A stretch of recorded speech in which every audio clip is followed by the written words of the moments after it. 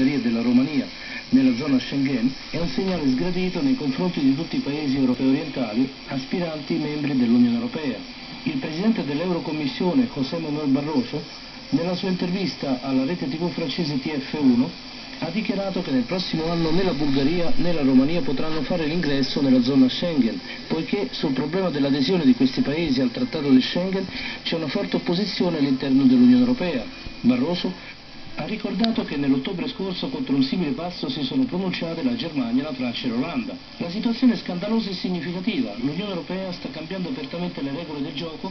mentre si sta svolgendo la corsa seguendo la congiuntura politica, invitando le delegazioni delle repubbliche dell'ex Unione Sovietica a prendere parte al vertice del partenariato orientale in programma a Vilnius il 28-29 novembre. Bruxelles sta dimostrando contestualmente che né la voce dei paesi europei orientali né la ristrutturazione delle loro economie o della loro sfera giuridica sono un dato di importanza decisiva per l'Unione Europea. A decidere tutto è la Troika, che parte dai suoi interessi, calcoli e dalle sue fobie. Anzi, se la Bulgaria e la Romania, come membri dell'Unione Europea, almeno possono contare su assistenza economica da parte dell'Unione Europea, i paesi partecipanti al programma Partenariato Orientale possono solo sognarlo. In particolare la firma di un trattato di associazione con l'Unione Europea che si propone a Minsk e a Kiev non dà nessuna garanzia che successivamente questi paesi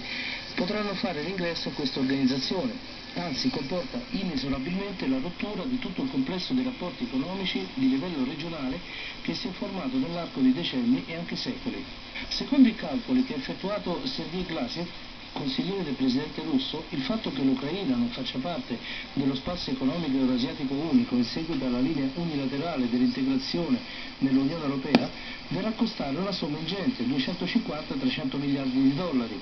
Il vice premier del governo russo, Dmitry Rogozin, ha ricordato che la firma dell'accordo di associazione con l'Unione Europea significa un processo molto lungo nell'ambito del quale Kiev dovrà adempiere una massa di condizioni gravose, compreso per la sua economia, non avendo nessuna prospettiva di ingresso a pieno titolo nell'Unione Europea. Quanto alla Bielorussia,